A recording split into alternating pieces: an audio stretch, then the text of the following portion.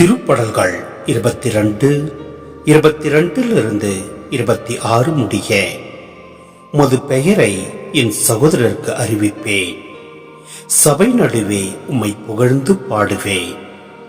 ஆண்டவருக்கு அஞ்சுவோரே, அவரை புகழுங்கள். யாக்கோப்பின் மரபினரே, அனைவரும் அவரை மாட்சிமைப்படுத்துங்கள்.